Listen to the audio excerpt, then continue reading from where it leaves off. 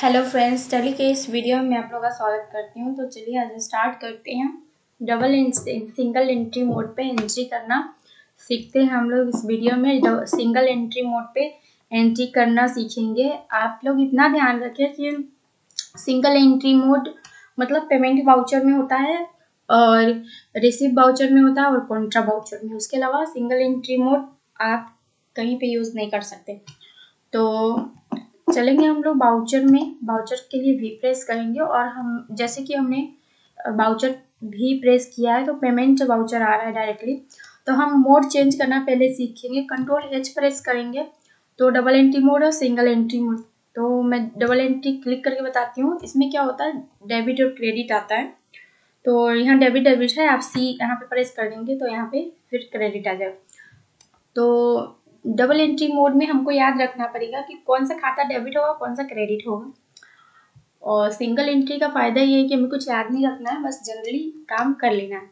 तो चलिए मैं सिंगल एंट्री मोड ओपन कर लेती हूँ। अल्ट कंट्रोल एच प्रेस करके तो सिंगल एंट्री मोड पे हम आते हैं। वैसे आप मोड चेंज करना है तो यहाँ पे भी आपको चेंज मोड है। और जैसे कि डबल लाइन है यहाँ पे, तो कंट्रोल के साथ एच प्रेस करेंगे तो आप मोड चेंज कर सकते हैं।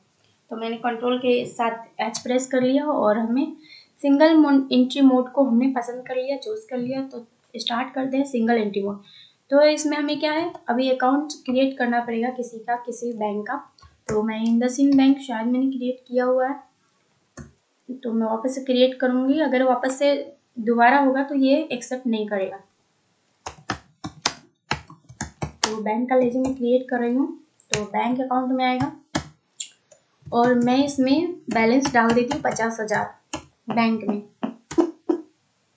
इंडसइंड बैंक में एक्सेप्ट कर लेते हैं हम पहले इसे। बैंक को एक्सेप्ट कर लिया हमने तो पेमेंट कर रहे हैं। पेमेंट हमें क्या चीज़ का, अल्ट सी करके हमें लेजर क्रिएट करना है सैलरी का, और सैलरी हमें पे करना है। तो सैलरी का मैंने लेजर क्रिएट किया है। सैलरी इनडायरेक्ट एक्सपेंस में आता है तो आप कंट्रोल ए से आप एक्सेप्ट कर लें। जैसे कि इनडायरेक्ट हमने एक्सपेंस ग्रुप, इसका आप देख सकते हैं। आप इनडायरेक्ट एक्सपेंस ग्रुप में सैलरी आएगा तो कंट्रोल ए से यहाँ से आप एक्सेप्ट कर लेते हैं। और मैंने सैलरी कितना पे किया, 5,000। तो सैलरी अभी यहाँ देखिए, ये जो बैंक है, बैंक में पैसे नहीं है इसलिए हम जो है यहाँ पे रेट दिखा रहा है। तो इसलिए मैंने पहले अमाउंट फिल नहीं किया था। तो अब हम यहाँ 5 लाख अमाउंट फिल कर देते हैं तो हमारा जो रेट आना बंद हो जाएगा। तो देख सकते हैं जैसे कि हमने 5,000 का जो सैलरी पे किया है बैंक से, तो हमारा क्या हो रहा है, 4,95,000 यहाँ पे शो कर रहा है। और 5,000 सैलरी का ये बैंक से कट गया क्योंकि हमने चेक दिया है। तो आप चेक का डिटेल यहाँ पे डाल लें, जैसे कि आपको डालने के लिए बोला जाए। यहाँ पे चेक का डिटेल डाल लें और कंट्रोल ए से एक्सेप्ट कर लें। यहाँ नरेशन आप फिलअप कर दें और उसके बाद कंट्रोल ए से वापस से एक्सेप्ट कर लें। मान लीजिए सैलरी कैश में पे करना है तो क्या करेंगे, हम यहाँ कैश सिलेक्ट करेंगे। कैश का लेजर बनाना नहीं पड़ता, ऑलरेडी बना रहता है। तो कैश में भी हमारा पैसा है, तो देखिए बहुत सारा कैश में पैसा रखा हुआ है। तो अब इस पैसे को कम कर लेते हैं। चलिए इस पैसे को कम कर लेते, बहुत अधिक दिख रहा है क्योंकि मुझे आपको बताना है। तो मैं इस कैश में पैसा कम कर लूँगी। तो कंट्रोल और एंटर प्रेस करेंगे यहाँ पे और क्लिक करते हुए यहाँ पे आएंगे और मैं यहाँ पे भी 5 लाख रख लेती हूँ। कंट्रोल ए से एक्सेप्ट कर लेती हूँ। तो अब हमें क्या करना है, तो अल्ट सी प्रेस करना है और वापस से हमें सैलरी पे रेंट पे करेंगे। अल्ट सी प्रेस कीजिए और रेंट का लेजर बनाइए, रेंट पे करना है। तो रेंट अकाउंट आएगा, इनडायरेक्ट एक्सपेंस में ही आएगा कि रेंट पे करना हमारा एक्सपेंस है। तो इनडायरेक्ट एक्सपेंस के अंतर्गत ही भी आएगा रेंट। कंट्रोल ए से एक्सेप्ट कर लेते हैं।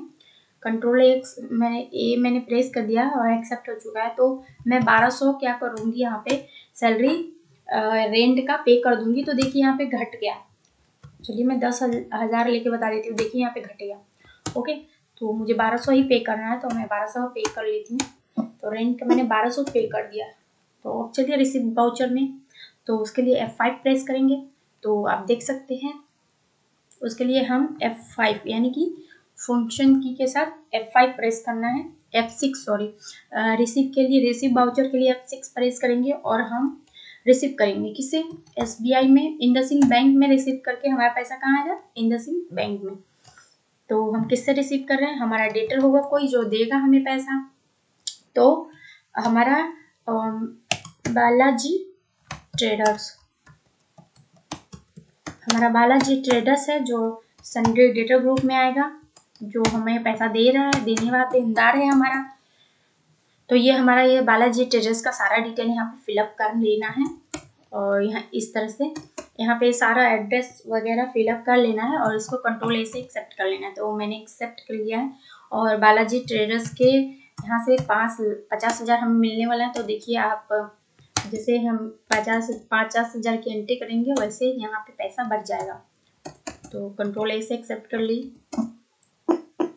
फिर से हम एक रिसिप्ट कर लेते हैं इंडसइंड बैंक में, बालाजी ट्रेडर्स। तो हमारा मान लीजिए हमने 1 लाख रुपया लाए, तो देखिए 6 बढ़ गया। तो हम रिसीव कर रहे थे, हमारा ये जो बैंक बैलेंस है वो बढ़ रहा है। तो हमें क्या हो सकता है, कोई कैश भी दे सकता है। ओके, तो कंट्रोल ए से इसको एक्सेप्ट कर ले।